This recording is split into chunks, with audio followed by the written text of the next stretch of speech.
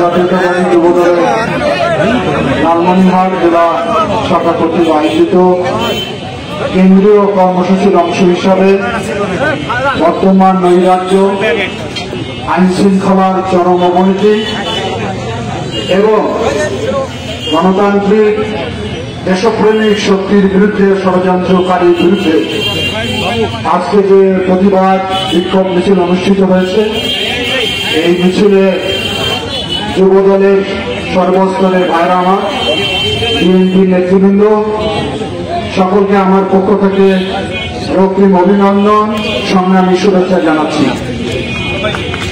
আমাদের এখন আসলে কি কর্মসূচিতে থাকা উচিত ছিল আর আমরা কি করছি?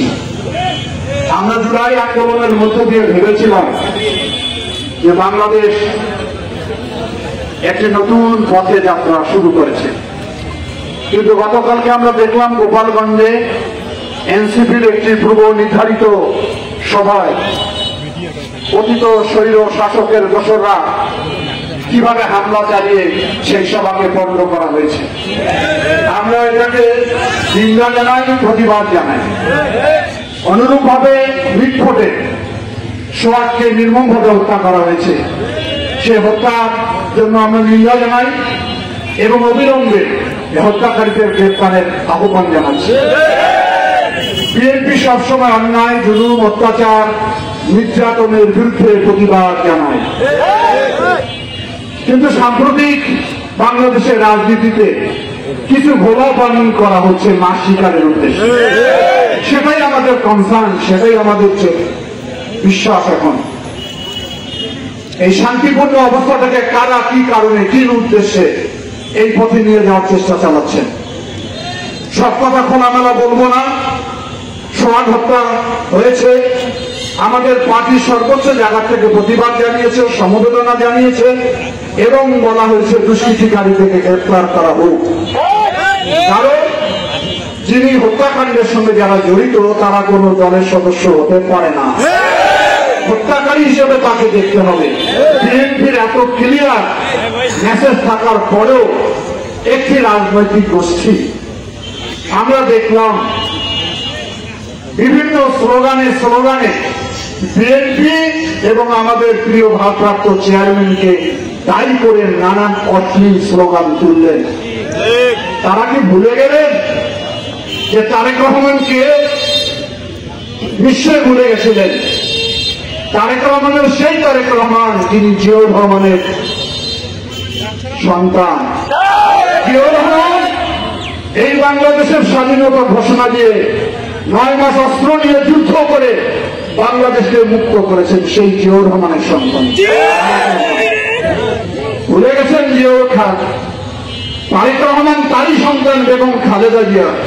খালেদা জিয়াকে 9 বছর এই রাজপথ প্রকম্পিত করে স্বৈর শাসক এরশাদের পতন ঘটিয়েছিলেন তার সন্তান তারেক রহমান। তারেক রহমান আমাদের আবেগ, তারেক রহমান আমাদের বিশ্বাস, তারেক রহমানের বাংলাদেশ। সুতরাং তাকে নিয়ে অশ্লীল অসভ্য স্লোগান দিবেন আর বিএনপির লোক ঘরে বসে আঙ্গুল শেষে থাকবে, এই ধারণা আপনাদের ভুল ছিল। মনে করেছিলেন সোহাগ হত্যার মধ্য দিয়ে পানি ঘোলা করে মাছ শিকার করলেন। আপনারা বলেন চাঁদাবাজ গেছে যেদিকে, এই চাঁদাবাজও যাবে সেই দিকে। আমরা তো সেই স্লোগান দেই যে বাংলাদেশে কোনো চাঁদাবাজ থাকতে পারবে না। নতুন একটি কুড়ি ফুটেছে বাংলাদেশে, এখনো ফুল হয় নাই। তাতে মাজরা পোকা, ইলেকট্রিক পোকা এভাবে গ্রাস করেছে, সেই পোকা কবে পুষ্পিত আমার জানা নাই। আমি মনে করি, আমি আশা করেছিলাম যে এই অভ্যুত্থানের মধ্য দিয়ে সংগঠিত দলটি একটি ভালোবাসার দল হবে, একটি দেশপ্রেমিক দল হবে এবং মানুষকে শ্রদ্ধা করবে, রাজনীতিবিদকে শ্রদ্ধা করবে এবং তাদের বক্তব্য যেন সারা বাংলাদেশের মানুষকে আকৃষ্ট করে। কিন্তু যেভাবে হুমকি চ্যালেঞ্জ, এটাই তো সমস্যা। আমরা মনে করি আমরা যারা জুলাই আন্দোলনে অংশগ্রহণ করেছি, শুধু জুলাই আন্দোলন তো একদিনে সৃষ্টি হয়নি, 16টি বছর ওই ছিলেন নির্যাতন, জুলুম, খুন, অন্যায় জুলুম ছিল না বিএনপির প্রতি যায়নি। বিএনপিতে একদিনও গিয়ে মাথা নত করে নাই। রিমাইন্ডে দিনের পর দিন নির্যাতন করেছে বিএনপি নেতা কর্মীদেরকে। আপনারা একদিনে ভাগের হোটেলে গিয়ে লিখে দিলেন আন্দোলন থেকে প্রত্যাহার করে দিলেন। তারাই আমাদেরকে সংগ্রামের ইতিহাস শিখালে খুব দুঃখ লাগে, কষ্ট লাগে। শিখতে অনেক সময় লাগবে। রাজনীতি এত সোজা নয়। আমি আশা করি আমাদের ভিতরে কোনো বিরোধ তৈরি করবেন না। আমাদের ভিতরে বিরোধ তৈরি হলে ওই পতিত শাসকরা, পতিত শৈল শাসকের দোষরা মাথা ছাড়া দিবে। গতকালকে গোপালগঞ্জে যাওয়ার পায়তারা করেছে, সেখান থেকে শিক্ষা নিন যাতে এই ধরনের গোপালগঞ্জ বাংলাদেশের অন্য অঞ্চলে সৃষ্টি না হয়। আমরা ঐক্যবদ্ধ থাকতে চাই। আমরা কি গণতান্ত্রিক মানবিক সম্মেলনে বাংলাদেশ গঠন করতে চাই। তারেক রহমান বারবার যে নির্দেশনা দিচ্ছে, যে আহ্বান জাতিকে জানিয়েছে, গোটা জাতি এখন তার মুখের দিকে তাকিয়ে রয়েছে।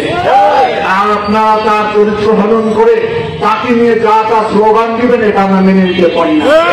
আমরা মনে করি আগামী দিনে আমরা সৈন্য শাসকের বিরুদ্ধে যেমন লড়াই করেছি, বেশিরভাগ শক্তি যাতে মাথা চাড়া না দেয়, সেজন্য আমাদের ভিতরে ঐক্যবদ্ধ থাকতে হবে। আমি ঘোলা করে মাছ শিকার করার চেষ্টা করবেন না। ঘোলা পানি পরিষ্কার করতে আমাদের বেশি সময় লাগে। আমি আর কথা